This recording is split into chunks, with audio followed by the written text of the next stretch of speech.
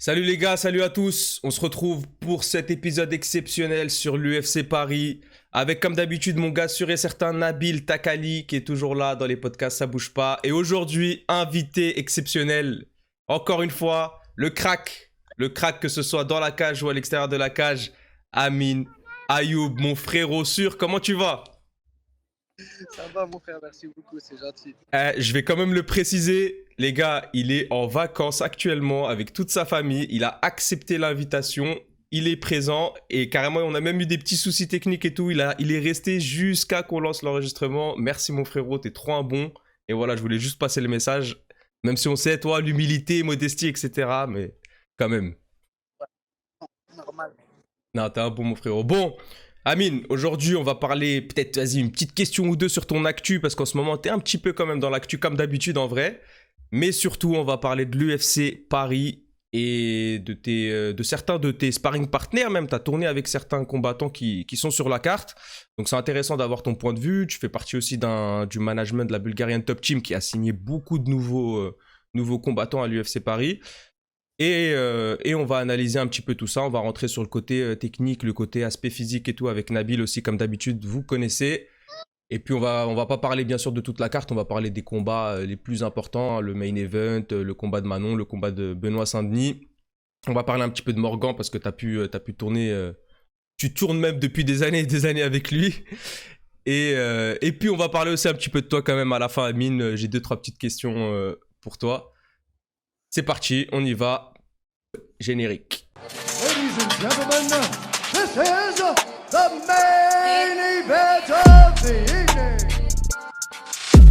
Alors, l'UFC Paris, bon, on tourne cet épisode après deux mauvaises nouvelles, deux annulations. L'annulation du combat de... Enfin, pour l'instant en tout cas, parce qu'on cherche des remplaçants, mais pour l'instant, il n'y a rien d'annoncé. L'annulation du combat de Taylor Lapillus et l'annulation du combat de William Gomis. Toi, Taylor, du coup, tu as pu tourner avec lui à l'US Metro un petit peu. Enfin, vous avez pu vous entraîner ensemble, même si vous n'êtes pas forcément du même poids. Comment tu l'as senti déjà dans sa prépa, Amine? Ouais, non, on s'est entraîné sur le même tapis, mais on n'a pas tourné ensemble. Ouais. Dans les groupes de sparring, tu vois, Johnny Frachet, il nous a pas mis ensemble. Je l'ai senti très très bien, franchement, il a fait beaucoup de sparring avec beaucoup de personnes différentes sur ses oppositions. Donc voilà. Après, voilà, je pense que ça fait un bon moment qu'il n'a pas combattu aussi. Cette nouvelle-là, j'espère que ça va pas trop l'abattre non plus, tu vois. J'espère qu'il trouve vite un remplaçant. Parce que son adversaire, du coup, c'est un problème de visa qu'il a eu. Ouais. Un Tadjikistan. Ouais. Donc, je sais pas, franchement, ça doit être chiant. Juste pendant la fight week, tu apprends ça. J'espère que ça va aller. Un remplaçant, quoi. Ouais, du coup, Taylor, en plus, j'ai entendu des petits bruits comme quoi il y avait peut-être des chances qu'on lui trouve un remplaçant, même si c'est vraiment un sacré short notice là en 4 jours. Mais j'ai cru comprendre des petits bruits de couloir qu'il y avait peut-être des petites pistes qui ont été soumises à l'UFC. Donc on espère que ça se fera, on espère que ce sera officialisé d'ici là, même si... Tafaïda, il est chaud. Ah, ça a l'air chaud, ça a l'air chaud. Même William Gomis, hein, j'ai entendu des petits noms circuler, mais je crois que, en fait, c'est vraiment surtout le poids pour les adversaires, hein. Faire le poids, même un short notice 4 jours sans prépa et tout, c'est compliqué, hein. D'ailleurs, tu t'en sais quelque chose, toi, Amine, sur les prépas comme ça en short notice? En short notice, ce que je faisais, notamment sur mon dernier combat, en fait. Mon dernier combat, au mois de mai, j'avais pris un short notice 10 jours, je crois, avant. Ouais. J'étais obligé de monter en 7 kilos, quoi. Ouais, impossible de faire le poids, quoi, sans diète, sans prépa. Ouais, ok. On a des petits soucis de son avec le micro d'Amine, vous nous excuserez. Encore une fois, je vous l'ai dit, il est en vacances. Déjà, on a essayé avec les AirPods, il y avait un problème. Là, on est sur le téléphone, vous lui en voudrez pas. Mais bon, on arrive à lire sur tes lèvres, on arrive à entendre la plupart des mots, on arrive à comprendre plus ou moins ce que tu dis. Personne t'en voudra pour ça, t'inquiète pas. Nabil, mon frérot, on est encore sur une question de poids, une question de short notice. Toi, tu as sûrement eu des athlètes qui ont eu des propositions comme ça en short notice. C'est quoi la vraie difficulté justement C'est vraiment Parce que le cutting, bon, tout le monde va te dire oui, il y a juste à côté, mais c'est beaucoup plus profond que ça, hein. Bah non, parce qu'au final, tu vois, la plupart, si je donne l'exemple de William Gomis, il est pas, l'adversaire qu'on va lui proposer, c'est pas un mec qui pèse là actuellement 70 kilos. C'est un mec qui pèse beaucoup plus, qui pèse peut-être 75, 76, voire plus. Il va devoir faire, normalement, il est censé faire la perte de poids qui est progressive à la semaine où on commence vraiment le cutting. Donc, moi, la seule solution que je verrais, c'est catchweight avec des combats intéressants. Mais bon, l'UFC, ils n'aiment pas trop ça. Donc, je ne sais pas comment ça va se passer. Il faudrait trouver vraiment des mecs qui, par exemple, pour Taylor, un mec qui combat en 57 et qui monte. combat à 61, ça serait peut-être plus facile à faire. Et ça va être compliqué. J'ai vu qu'il y avait des noms qui venaient, mais franchement, je sais pas. Je sais que l'UFC déteste les catchweight, donc je sais pas comment ça va se faire. En plus, je sais pas l'attente qu'a l'UFC en fonction du combat de William et de Taylor. Je pense quand même au niveau de Taylor, il y avait une attente, en tout cas en France. Après, c'est toujours pareil, l'UFC, on sait jamais ce qu'ils veulent vraiment, quoi. Ouais, c'est vrai. J'ai bien peur que pour Taylor, quand même, c'est assez sale, hein, parce que l'année dernière, il devait déjà combattre. Ça a été annulé, il s'est blessé. Il n'a pas combattu pendant une année complète, justement, pour espérer faire son retour à Paris, etc. Finalement, cette fois, c'est pas de sa faute, c'est de la faute de son adversaire. Au niveau combattant, qu'est-ce que dans la tête, comment on réagit à ce genre de dinguerie, en fait? Clairement, c'est une dinguerie, Amine. Ouais, c'est une dinguerie. Pour le cerveau, c'est compliqué en vrai. Tu es dans ta fight week, tu sais quel adversaire tu vas combattre. Ça fait 2 mois que tu le prépares. Et à la finale, c'est pas lui que tu combats, tu vois. Donc c'est hardcore. Et puis en plus, à domicile. Enfin, toi, t'en sais quelque chose des combats annulés à domicile, du coup? Ouais, carrément, laisse tomber, c'est une dinguerie. Ouais, ok, bon. On va peut-être y revenir un peu plus tard. On a le combat aussi de Morgan Charrière. Ton gars sûr aussi encore, Amine, ton gars sûr. Mon gars sûr aussi, Morgan, c'est mon gars sûr aussi. Qui fait ses débuts à l'UFC, enfin, depuis le temps qu'on l'attendait, là où il est actuellement. Face à Manolo Zecchini, un Italien tendancieux. Morgan qui va affronter un Italien. Il est favori en plus sur le papier. Il est très favori même sur le papier.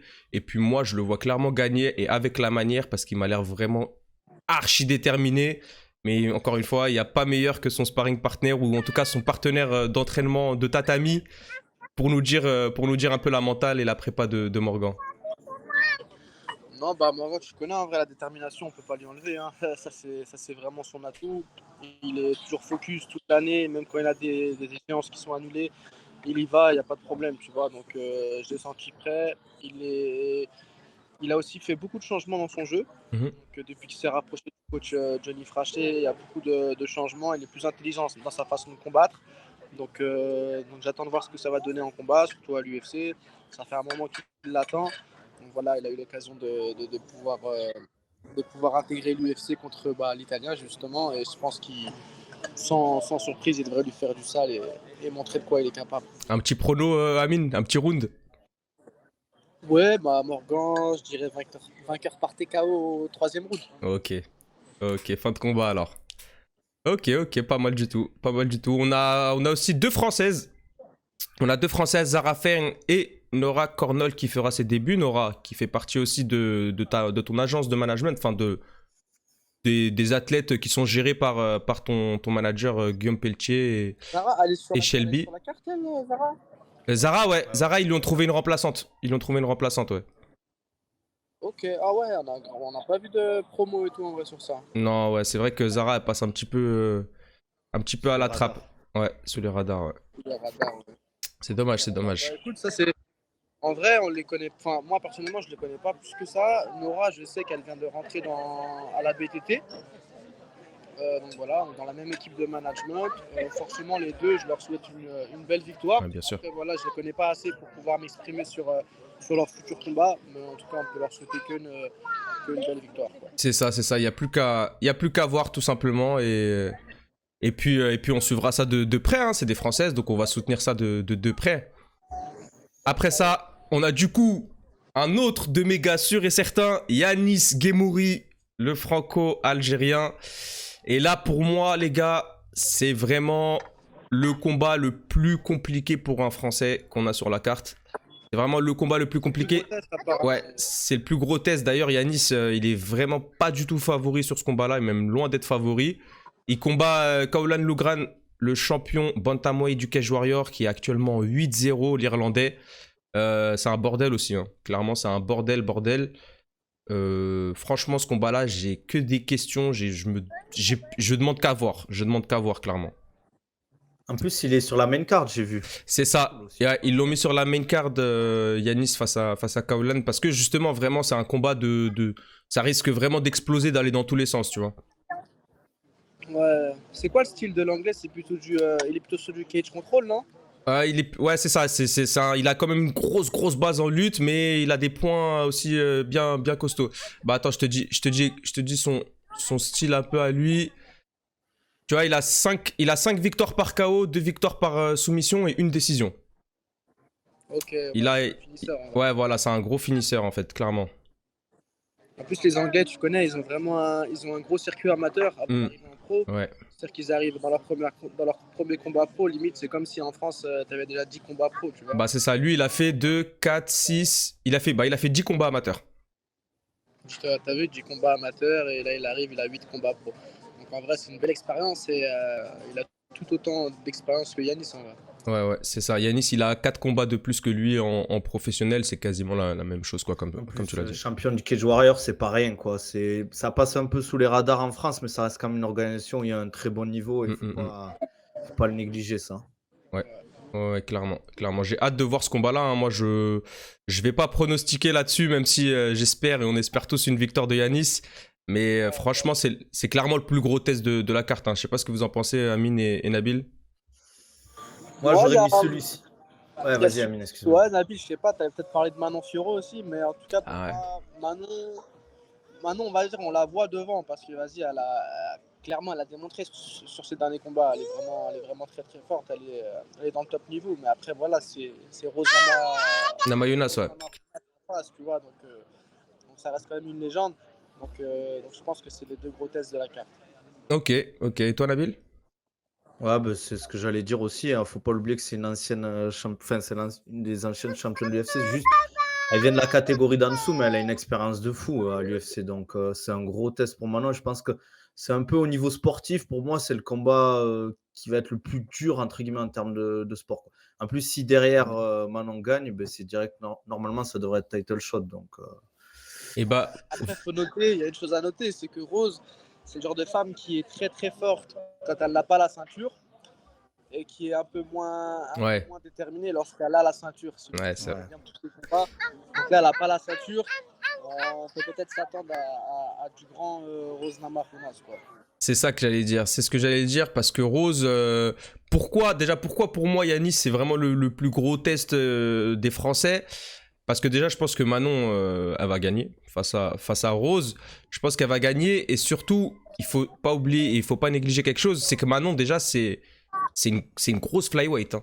C'est une grosse flyweight. Ouais, c'est vrai. Là où Rose, c'est pas forcément une grosse strawweight, tu vois. C'est normal. Elle est dans sa KT, quoi. Et là, elle monte de KT. Il y a quand même 5 kilos, je crois, de différence. 5 ou 6 kilos de différence entre les deux KT. Elle va affronter Manon qui lui met pas loin d'une tête, hein. Pas loin d'une tête, elle lui met quand même une bonne taille. Et franchement, à domicile comme ça, à un pas du title shot et tout, surtout après avoir vu les dernières performances de Rose, même si tu l'as bien précisé, Amine, quand elle n'a pas la ceinture, c'est une autre femme. Mais moi, franchement, je vois Manon lui faire un boulot. Ouais. Je vois Manon devant quand même. Je vois clairement Manon lui faire un boulot, moi, hein. Il y a le décalage horaire en plus qui va jouer, je pense. Le fait que d'habitude elle combat aux États-Unis, là elle est en France. Là, elle aura moins de cutting, etc. Mais ça joue quand même le décalage horaire, le voyage. Il me semble, Nabil, il me semble que ça fait quelques semaines qu'elle est en Lituanie. Non, elle est en Lituanie chez sa grand-mère. Donc, je crois il y a 1 heure ou quelque chose comme ça. Donc, ça devrait normalement aller. Par contre, les Thiago Moïse, et là, ça nous fait une bonne transition pour le combat de Benoît Saint-Denis. Benoît Saint-Denis, Thiago Moïse, ça aussi, c'est un combat très très indécis. On oublie un petit peu qui est Thiago Moïse. On oublie un petit peu parce que Benoît Saint-Denis nous a fortement impressionné sur ses dernières perfs. Mais Benoît Saint-Denis, Thiago Moïse aux portes du top 15. Hein. Clairement, peut-être qu'il leur faudra encore une victoire à l'un ou l'autre pour rentrer dans le top 15. Mais ce combat-là, en termes techniques et en termes de potentiel, pour moi, c'est peut-être le plus haut niveau de la carte. Hein. J'avoue, Thiago aussi, je connais pas du tout. Je connaissais un peu Ismaël Bonfim, j'avais un peu raté ses combats par rapport au dernier combat de Benoît. Mais là, Thiago, je connais pas du tout. Après, on connaît tous le mental de Benoît. Ouais. Après son dernier combat, il a demandé Armen Tsaroukian, il a demandé Gamrod. Bon, Ouais. voilà, on sait à quoi s'attendre, on sait ce qu'il veut aussi. Benoît, c'est un mental à toute épreuve, il n'y a rien à dire sur ça. Donc je pense que cette épreuve-là, il devrait la passer. Avec brio, j'ai envie de dire. Pour te faire une petite parenthèse sur Thiago Moïse, il a déjà battu Bobby Green notamment, Alexander Hernandez. Il avait combattu contre Makhachev. Il avait fait un beau combat contre Makhachev avant de se faire étrangler au round 4. Il a déjà combattu contre Benel Dariush. Il a déjà combattu contre Damir Ismagulov. Tu vois, c'est quelqu'un qui a quand même une bonne expérience à l'UFC. Ça fait un sacré paquet d'années. Depuis 2018, il est à l'UFC. Il enchaîne victoire-défaite. Il a 6 victoires, 4 défaites à l'UFC. Mais il a affronté vraiment le gratin. Il a déjà affronté plein de top 15 et le champion, tu vois. Ouais, il perd pas contre n'importe qui, quoi. C'est ça. Ouais. C'est ça. Mais je suis d'accord avec toi, ouais. Benoît Saint-Denis, franchement, il a une mentalité. En plus, en vrai, si on compare en face, Benoît Saint-Denis, c'est 11 victoires, 11 finishes, une seule défaite. Ça fait peur sur le papier. Ça fait vraiment peur sur le papier. Une seule défaite contre un dopé en plus. Donc, Grave. Et catégorie au-dessus, hein. Ouais, short notice en plus, il me semble. Short notice, catégorie au-dessus, contre un mec qui s'est fait attraper pour dopage. Donc, on va dire en vrai, c'est comme ça le contexte. Ouais, clairement. Et puis surtout, vu ce qu'il a fait à Ismaël Bonfim, parce que moi, clairement, hein, pour être honnête, moi-même, je voyais potentiellement Ismaël Bonfim gagner. Tu vois ? Ok. Et il m'a fait fermer ma bouche d'une manière à tel point que plus jamais je ne mettrai Benoît Saint-Denis underdog. C'est fini. Ah frérot, il m'a régalé. En fait, en vrai, c'était serré. Je me disais, attention. Tu savais Je savais, il allait gagner. Bah, en fait, c'est son coach Daniel Warin, il est vraiment très intelligent dans sa façon de travailler, tu vois. Et ils avaient tellement bien analysé le personnage que je sais pas si tu as vu pendant le combat, tous les kicks qu'il a envoyés Oh là Dans là. le bras. en début de combat, dans les middle au niveau des bras, c'était pas pour rien en fait. Tout ça, c'était travaillé déjà pendant sa prépa.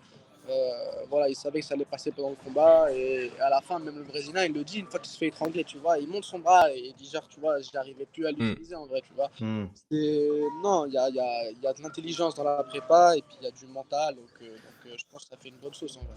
Ouais. Moi, j'aime bien la détermination aussi de Benoît. Ça, il a peur de personne. Il dit, moi, je veux un tel. Il se dit pas, bon, j'avance petit à petit, je prends qui, enfin, entre guillemets. Et ça, moi, j'aime bien, je trouve. En France, c'est un peu ce qui manque à ce niveau-là. C'est vraiment des mecs qui arrivent à l'UFC qui ont peur de personne parce que faut pas l'oublier. Certes, c'est des mecs qui sont chauds, mais ils ont 2 bras, 2 jambes. Et Benoît, c'est pareil. Enfin, ça veut rien dire.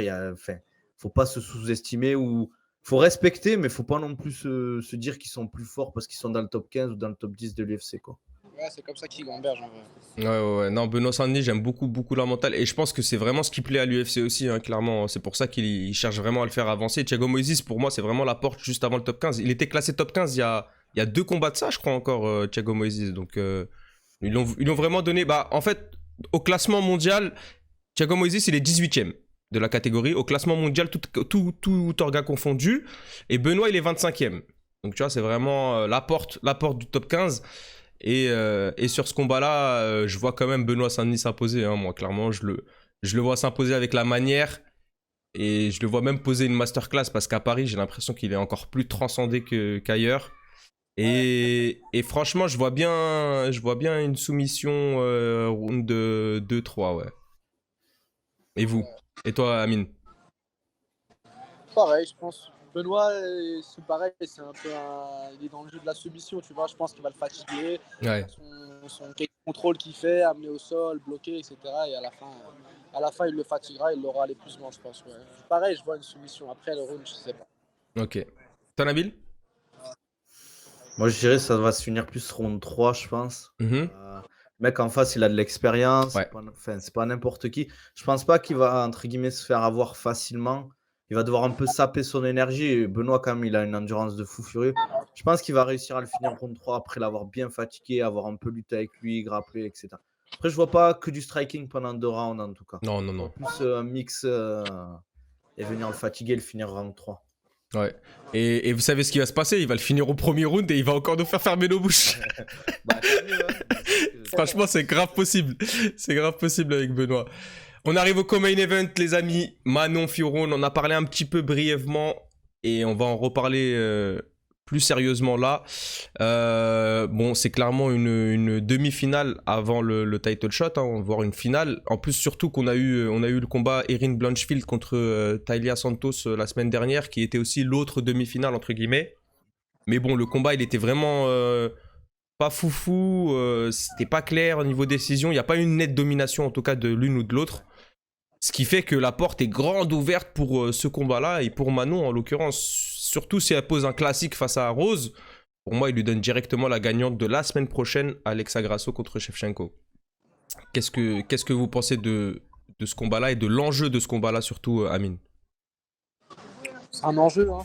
Comme tu as dit, il y a un sacré enjeu. Je pense que le prochain combat pour Manon, ce serait pour la ceinture. Donc voilà, moi personnellement, j'aimerais beaucoup l'avoir gagné pour voir la suite en plus qu'il y a après aussi. Donc voilà, et puis même j'ai regardé les films aussi qu'ils ont fait sur MC Sport. Ça se voit que c'est une personne touchante. Ouais. Vraiment, son cœur, ça se voit, il est blanc. Ça a l'air d'être une bonne personne. J'aimerais beaucoup l'avoir gagné, je pense qu'elle le mérite. Et voilà, après la suite serait d'autant plus belle. La championne, c'est Shevchenko, du coup, c'est ça? Pour l'instant, c'est Grasso, mais du coup, il y a la revanche avec Shevchenko pour la semaine prochaine. Ouais, ok. Mais je pense que Shevchenko va reprendre la ceinture. Ouais, moi aussi, je pense aussi. Elle est vraiment forte. Tu vois, je pensais encore que c'était la championne carrément, tu vois. Donc... Elle s'était fait étrangler. Elle était vraiment... Tu vois, ça se voyait vraiment que c'était pas son soir contre Grasso. Elle s'est fait laver en quelque sorte, puis étrangler. Ouais, c'était un peu comme Amanda Nunes. Voilà, c'est ça. Peña. Contre Peña, ouais. Il y a des soirs comme ça, en vrai. Donc voilà, on verra. On verra bien, ouais. Nabil, dis-moi.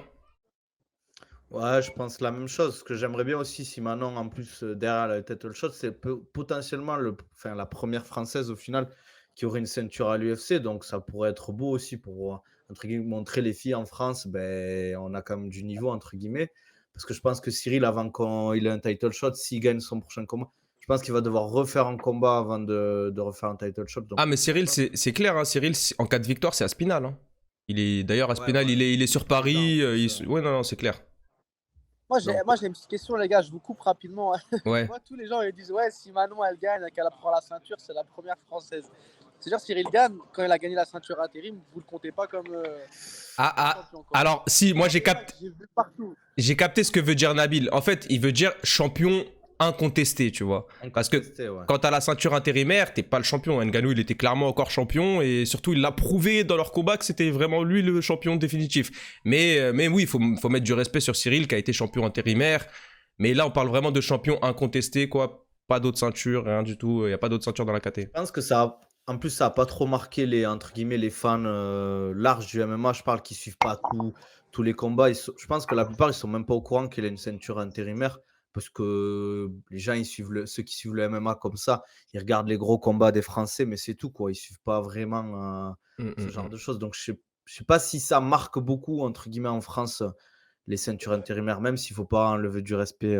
Ouais, non, c'est pas si marquant que ça, je suis d'accord. Mais là, ouais, pour le coup, champion incontesté, ça pourrait être la première, la première athlète française à devenir championne à l'UFC et championne incontestée, ouais. Et je pense qu'elle a ses chances, hein, clairement. Bien sûr. Elle a ses chances, Manon. En plus, elle est coachée par quelqu'un de très très sérieux, Aldric, qui est aussi son conjoint d'ailleurs. Donc il la connaît mieux que personne, les deux se connaissent mieux que personne. Et je pense que ce mélange-là, il peut vraiment donner de très très très belles choses sur un title shot face à Valentina ou Alexa Grasso. Mais, c'est son mec. Son coach, c'est son mec. Ouais, son conjoint, ouais. Tu savais pas? Je savais pas du tout. Même dans le film, ils le disent et tout. C'est pour ça qu'il est touché un peu plus que les autres athlètes quand ça veut essayer de piquer Manon, tout ça un peu. Ok, je savais pas du tout. Ouais. Mais même du côté de Rose, un de ses coachs. Ouais, même Rose, hein.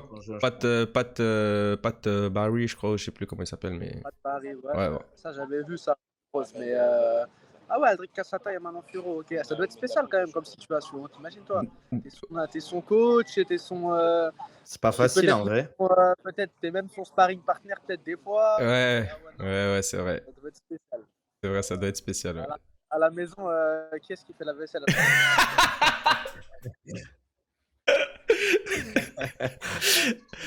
Celui qui gagne le sparring. Ouais, grave, c'est qui soumet l'autre. Ah, je sais pas, oh là là. Bon, bah, clairement, Manu, en tout cas, c'est clair. Après, sur l'aspect, c'est là où je voulais vraiment ton intervention, Nabil, sur l'aspect physique de ce combat-là, parce qu'il y aura quand même une différence physique, qu'on le veuille ou non. Hein. Manon, on l'a dit, c'est une grosse flyweight. Qu'est-ce que t'en penses? Est-ce que tu penses que ça peut vraiment faire la différence ou l'expérience de Rose va pouvoir compenser tout ça? Ouais, je pense que ça fait quand même la différence, l'aspect physique, et c'est pas pour rien qu'il y a des catégories. Après, je pense qu'elle est super bien accompagnée, Rose. Je pense qu'il y a toujours Trevor Whitman derrière. Après, je sais pas, vu qu'elle a fait son camp en Lituanie, je sais pas s'il a suivi ou comment ça s'est passé là.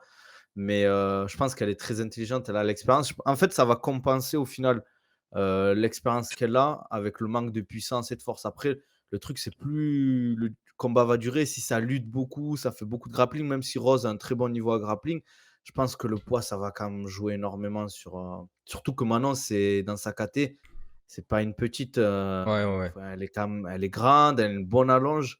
Ça va jouer énormément. En plus, je pense que c'est un style qui est compliqué, même si Rose, elle est assez complète. Je pense que c'est un style compliqué, Manon, dans sa façon de combattre, son attitude et tout, quoi.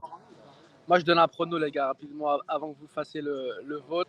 Je dis victoire de Manon Fiorot par KO au deuxième round et sur un high kick en plus. Carrément, hein? T'es un gamin, Amine, parce que j'ai juré que j'allais dire un prolo exactement pareil. Mais j'allais pas dire round 2. Moi, j'allais dire, je pense, Manon, elle va vraiment l'user en striking. Et il y a moyen que ça se finisse sur un high kick ou sur vraiment un gros contre, quelque chose de méchant au round 3. Ah, je le vois bien comme ça aussi. High kick des enfers, je pense. Ouais, pour moi, Rose, c'est finito, les gars, pour moi. Ah ouais? Ouais, pour moi, Enfin, franchement, son dernier combat là contre Carla Esparza, pour moi, j'ai vu une momie en fait, j'ai vu un zombie dans la cage. C'est ce qui fait que ça va partir à la décision, c'est qu'elle est tellement, tu vois, conservative, tu vois, elle prend moins de risques. Je pense qu'en plus, le fait que ça fait un moment qu'elle n'a pas combattu, là, j'ai vu qu'elle avait fait des combats de grappling et tout. Je pense qu'elle va pas prendre de risques. Hein. Ouais, Elle va chercher la décision. Elle a fait un combat de grappling, elle s'est fait étrangler au premier round. Ouais. Ouais, je sais pas. Après, son mental, pour moi, il est bizarre un peu. Ouais, c'est ça. Moi, pour moi, elle est finie. Hein. Pour moi, c'est. Elle a eu sa ceinture, elle l'a gagnée 2 fois la ceinture, elle l'a défendue plusieurs fois. Elle a plus rien à prouver en quelque sorte. Elle monte. Pour moi, c'est pas pour chercher un nouveau challenge. Hein. C'est juste pour arrêter de cutter ou tu vois, c'est pour être proche de son poids de forme. C'est clairement pas pour. Elle espère pas être championne, je pense, de cette catégorie-là. En tout cas, je la vois vraiment pas battre ni Shevchenko ni Manon. Donc. Ouais. À voir. Après, à voir encore une fois le MMA. On sait pas. Il y a tellement de surprises que. C'est ça. C'est ça. Et puis, on a notre main event, parce qu'on va pas non plus prendre toute l'après-midi à Amine. On a notre main event, Cyril Gane contre Sergey Spivak. Et là, pour moi, les gars, il y a vraiment des choses à dire. Malgré les cotes, malgré ce qu'on entend, malgré tout ce qui se dit, j'ai envie de poser un gros attention à la clim. Attention à la clim. Qu'est-ce que vous en pensez, Amine? Ouais, attention à la clim, comme tu dis, parce que faut noter que voilà, Cyril Gane, il a perdu contre Ngannou, il a perdu contre Jones. Et en vrai, c'est deux personnes qui sont super fortes et malheureusement, on a trop. Enfin, quand je dis on a trop, c'est les Français en vrai, on a trop l'habitude d'enterrer une personne si elle prendrait une troisième défaite. Voilà, franchement, c'est pas du tout ce qu'on lui souhaite. Ouais, faut pas bien sûr. Que Cyril Gane, il a monté notre sport au niveau national, Clairement. au niveau international. Voilà, personnellement, je lui souhaite une grosse victoire. J'espère. C'est triste à dire en vrai, mais comme je le dis, s'il prend une troisième victoire, une troisième défaite, je pense qu'on aurait tendance à l'enterrer, alors qu'en vrai, il est super fort. Il a perdu contre deux personnes qui sont super fortes, super méchantes. Donc voilà. J'espère qu'il va gagner. L'adversaire en face, bah voilà, il est solide aussi, mais il est à la portée de Cyril. Donc voilà, je pense qu'il va faire son taf et on espère qu'il mettra le feu à l'Accor Arena comme l'année dernière il l'a fait à l'UFC Paris. Après, Amine, si je peux me permettre, tu as soulevé un bon point. Il a perdu 2 fois face à 2 monstres, mais il a surtout perdu à cause d'un domaine précis. Face à Ngannou, c'était la lutte, et face à John Jones, c'était le grappling et la lutte aussi. Et quand on regarde son adversaire là, Sergey Spivak, c'est quoi sa spécialité? La lutte, le grappling. C'est pour ça que je mets un gros panneau attention. Et c'est pour ça que j'ai dit dès le départ, j'ai commencé par faudrait pas l'enterrer parce que voilà, on connaît Cyril Gane. Je pense que c'est une personne qui a de très très très gros talents au niveau du striking. Est-ce qu'il est-ce qu'il est parti lutter comme Khabib lui avait dit, tu vois? Pour moi, je pense que Gane, il aurait dû se barrer au Daghestan comme Khabib l'avait conseillé. Hey, Cyril, come to Daghestan, tu vois. Ouais, ouais. Pour moi, il aurait dû se barrer de Paris. Je dis pas qu'il aurait dû quitter Lopez en vrai, tu vois, mais au Hmm. moins il aurait dû s'entraîner là-bas et lutter avec des vrais lutteurs comme, euh, comme Khabib lui avait conseillé. Voilà, Toi, peut-être que maintenant il est bien. Excuse-moi, je te coupe, Nabil. Peut-être qu'il est bien dans son petit confort en France, à C'est Paris, ce que tu j'allais te vois. dire. Mais pour moi, il a un step qui. Voilà, il y a un truc qu'il doit dépasser. Je pense pas qu'il va l'atteindre avec Fernand Lopez. Et peut-être même qu'il a même pas envie de l'atteindre en fait. J'ai même Ouais. l'impression que Cyril Gane, voilà, j'ai l'impression qu'il a validé pas mal de choses qu'il voulait valider et que là il se fait plaisir et t'as vu sa façon d'être. De toute façon, en vrai, c'est pas un mec qui, tu vois, quand il perd, il rigole juste après. Tu sais, il a pas peut-être la mentalité revanchard, etc., de revenir travailler peut-être sur ses mauvais points, etc. Je pense qu'il kiffe son moment. Il sait que voilà, qu'il est arrivé de nulle part et que du jour au lendemain, il a tout eu. Je pense qu'il kiffe son moment et voilà, peut-être qu'il cherche pas à écraser la catégorie non plus. Hmm. Hmm, hmm, hmm. Dis-nous, Nabil. ben, je voulais poser la question à Amine, parce que toi, tu es dans le circuit pro depuis un moment. Si là, par exemple, tu sais que tu as une grosse échéance, un gros combat, et on te propose de partir 6 mois au Daghestan, de quitter ta famille, de rester 6 mois là-bas, tu dis oui ou pas?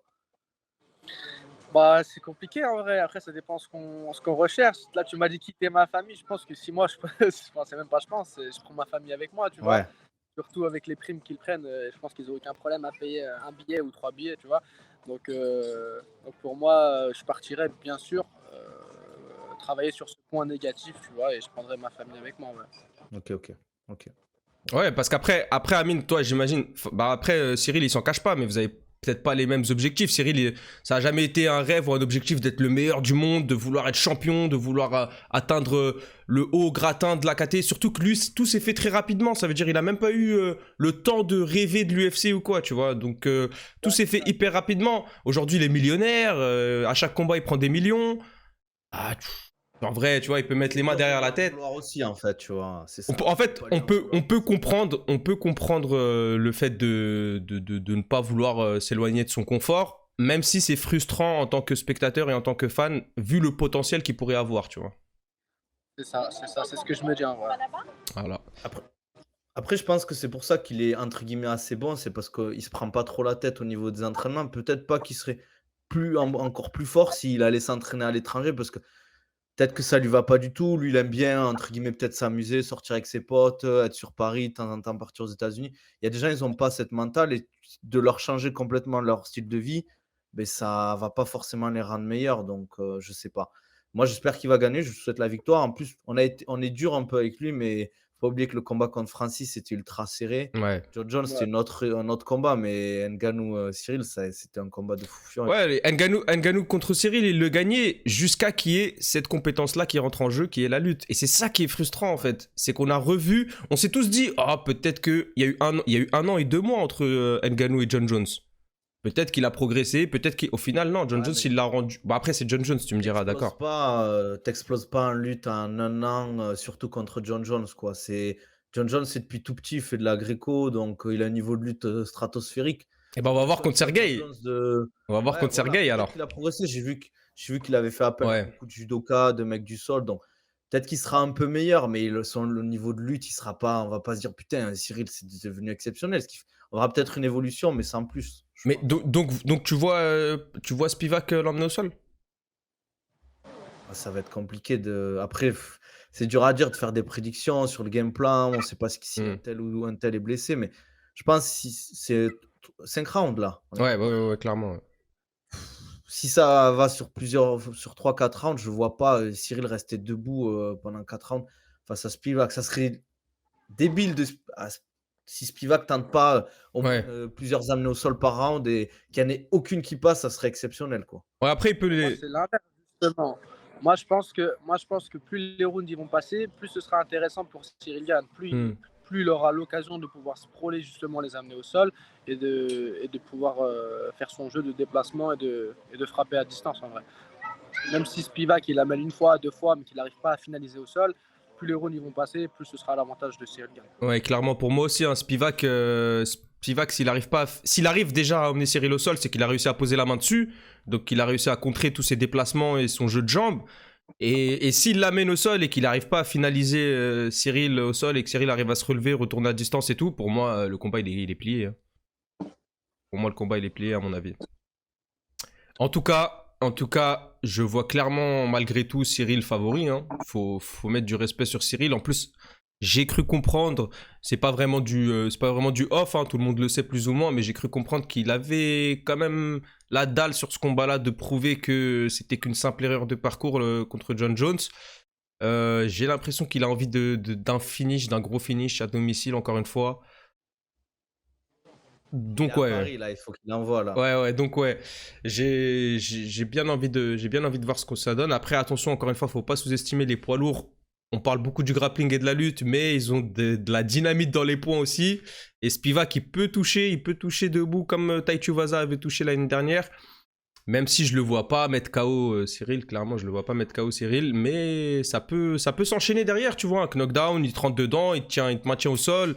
Cyril qui donne un peu le dos, ça peut vite déraper, Donc à voir, mais je vois quand même Cyril Gane par TKO, ouais, je dirais round 2, 3, 4, un peu comme l'année dernière.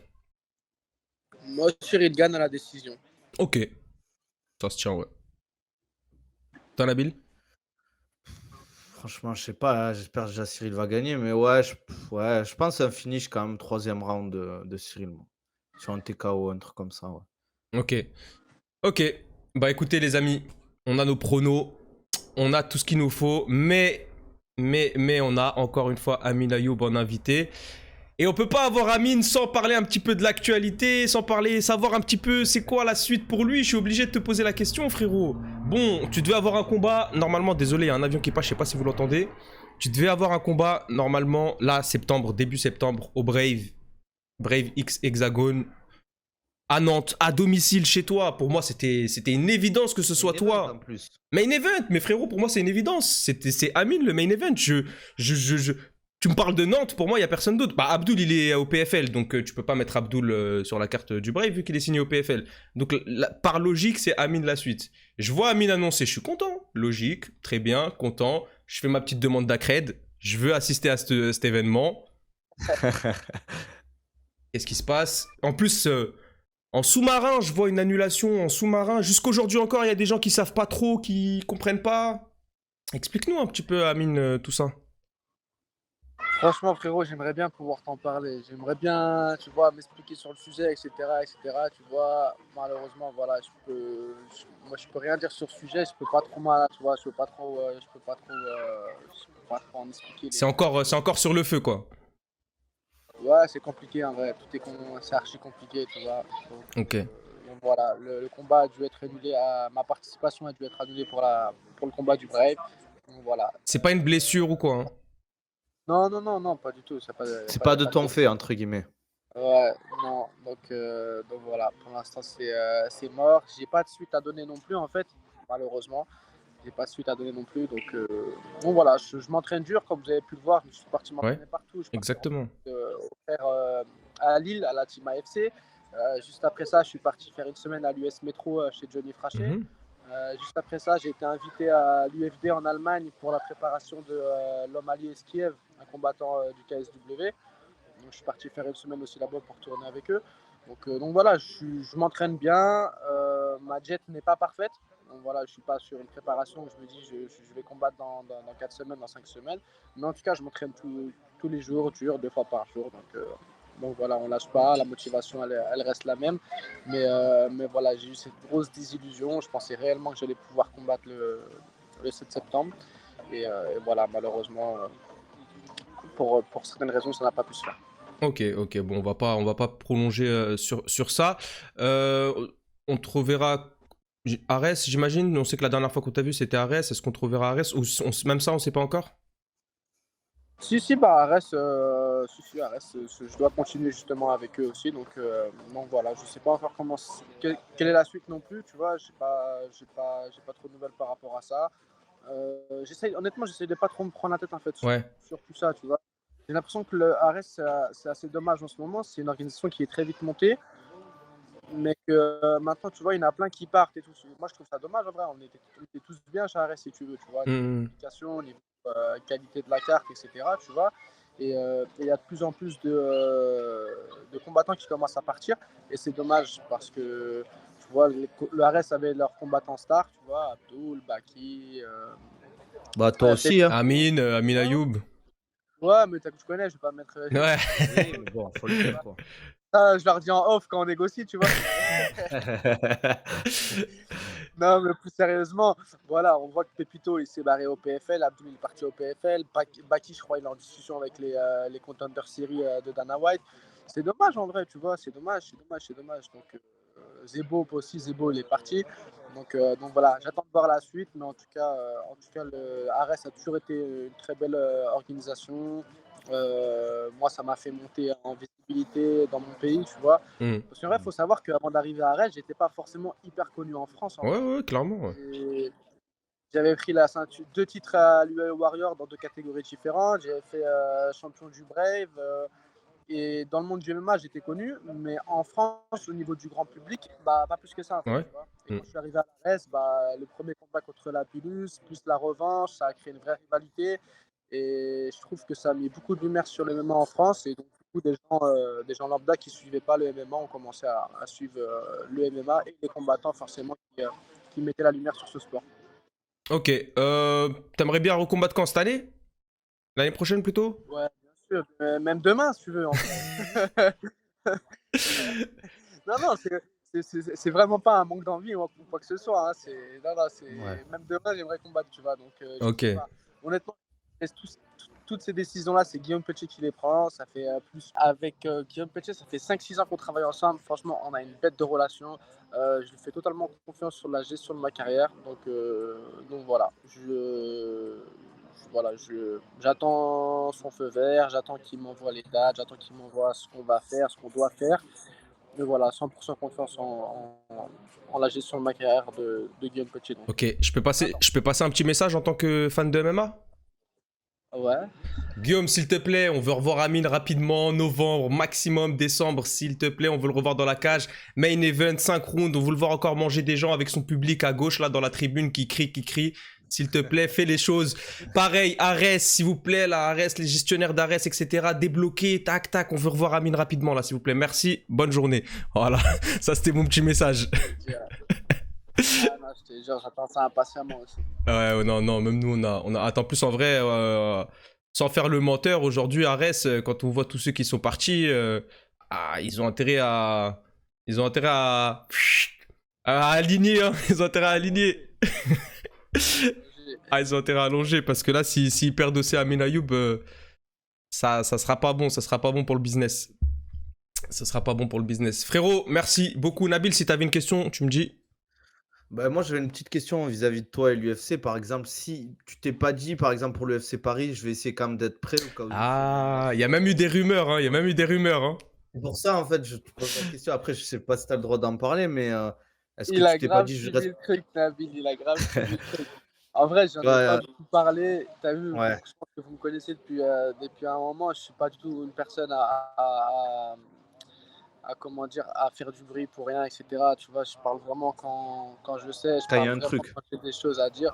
Voilà. Attends, ma fille, j'arrive tout de suite.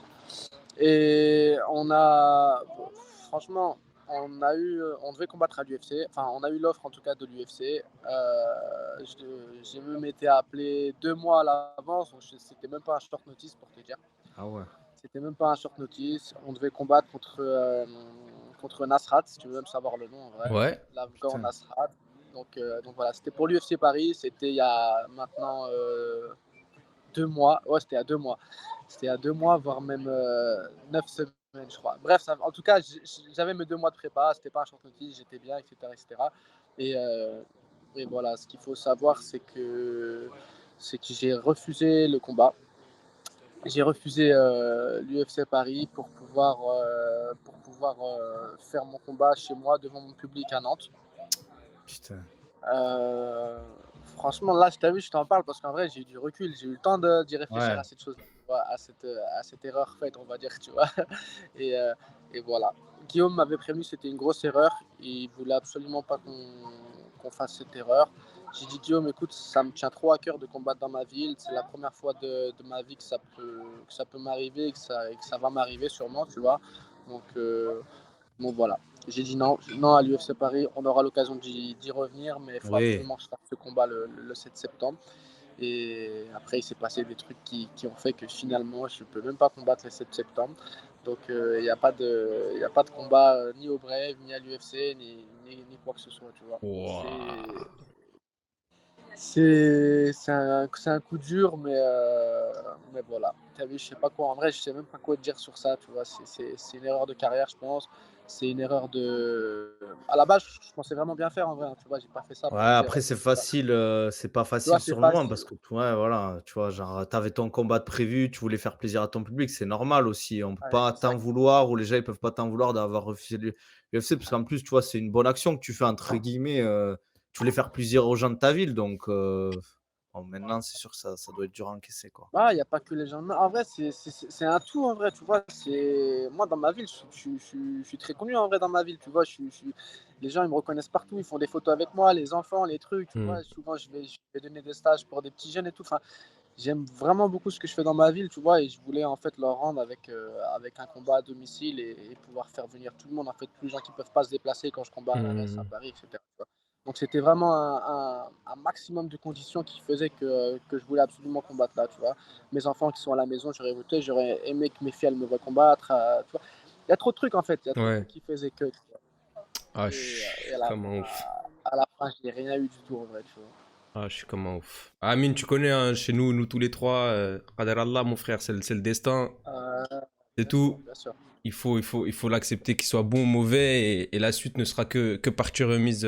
On te l'espère, frérot, et on espère te revoir là où tu souhaites l'être et là où tu seras le mieux pour ta vie, pour ta famille et pour ta condition future, Inch'Allah, mon frère. Inch'Allah, bien sûr. Inch'Allah. Bon, sur cette triste nouvelle, je suis dégoûté carrément. Tu m'as secoué là. Tu m'as secoué, mais bon, Moi aussi, je suis abattu. c'est la vie, c'est comme ça. Faut l'accepter, frérot. Je te souhaite une très bonne fin de vacances, de très bonnes vacances. Je sais pas si tu as encore début fin. Je te Là, c'est souhaite. la fin, là, je rentre vendredi. Bon, bah voilà. Bonne fin de vacances, mon frérot. Profite bien de tes derniers jours. Nabil, mon frère, rien du tout. Bonne journée. Ça charbonne, bon charbon. Moi aussi, pareil, là, ça va. Tac, tac, montage direct. On va balancer ça. Et je vous souhaite à tous une agréable semaine, une agréable fin de journée. Les amis qui ont apprécié cette vidéo, n'hésitez surtout pas, petit like, petit commentaire. Vous avez les arrobas de Amine et les arrobas de Nabil juste en dessous de leur tête. N'hésitez pas à aller leur donner de la force. Et puis moi, je vous dis à tous à très très bientôt pour un nouvel épisode. Ciao.